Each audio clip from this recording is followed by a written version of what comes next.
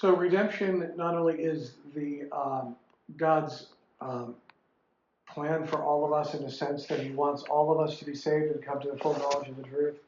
The truth is that we are called to communion, that we're called to this beautiful union of love with all three persons of the Trinity and with each other. And we find that most perfectly and sometimes imperfectly in the church. But God is fully focused on this, bringing about this communion, and in that regard, continuing this work of redemption. Now, that's in our lives as Christians, we have to embrace what it is that God is asking us to do, to be part of that work of redemption, and understand that, just like St. Paul says, all things work for the good of those who love God, that everything is redeeming. Like everybody knows that I'm recovering from a stroke, and I'm in therapy, and one of the things that they say is like everything is therapy. So that if I have an opportunity to stretch, to reach for something that I can do on my own rather than depend on somebody else to pick up for me, then I need to do that. I need to take all of those opportunities to grow. And so too, we need to take these opportunities to be part of the redemption that God wills for us.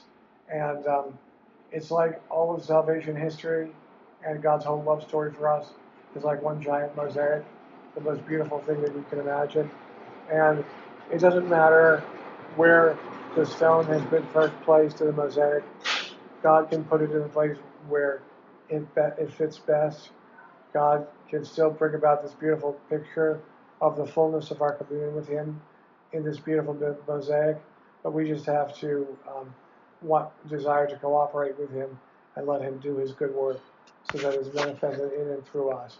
Now, Hans von Balthasar, the German theologian of some note, and he said in talking about his own vocation to the priesthood and as a churchman, he said similarly, it was like God's whole plan was this great mosaic, and all he needed to do was take my place in it, the place that he had prepared for me. And so that's how it is with each one of us. We take the place that God prepares for us. Not only the place in heaven where he is preparing a perfect dwelling place for us, but this place on earth where he dwells in us and loves others in us and through us. And so we take that place, we say yes to God and yes to his beautiful plan, not only for our salvation, but for our redemption. Amen. Amen.